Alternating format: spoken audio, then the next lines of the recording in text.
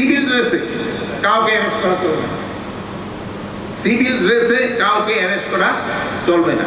DB হোক যে হোক তার জ্যাকেট করতে হবে, তার আইডেন্টি শো করতে হবে। যদি তার ড্রেস না থাকে সে সিভিল ড্রেস আছে, সে হচ্ছে প্রথম তার আইডেন্টিটা শো করবে যে এই আমার আইডেন্টিটা। সিভিল ড্রেসে কাউকে অ্যারেস্ট করা চলবে না। আর কোনো নিরপরাধ যেন শাস্তি না পায়, এই দিকে আপনার খেয়াল রাখতে হবে। আগে আপনারা দেখছেন যে পুলিশ বাদী হয়ে কেস দিত, 10টা হলো নাম আর 300 হলো 200 হলো বেনাম।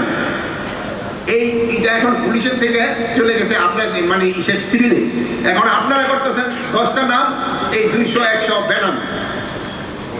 এই যে এইটা করে এই যে মানে যারা দোষী না তাকেও আপনারা নাম দিয়ে আমাদের কিন্তু ইনভেস্টিগেশন করতেও ডিফিকাল্ট করতেছেন এবং অ্যাকচুয়াল কালপিটও কিন্তু বের হয়ে যাবে। এই জন্য আমরা আইজি মহোদয়কে আমরা ইনস্ট্রাকশন দিছি যারা ভুয়া মামলা করবে তাদের এগেনস্টে অ্যাকশন নেওয়ার জন্য। ভুয়া মামলাকারীদের আমরা কোনো অবস্থায় ছাড় দিব না, সব ভুয়া মামলাকারীদের আমরা আইনের আওতায় আনবো।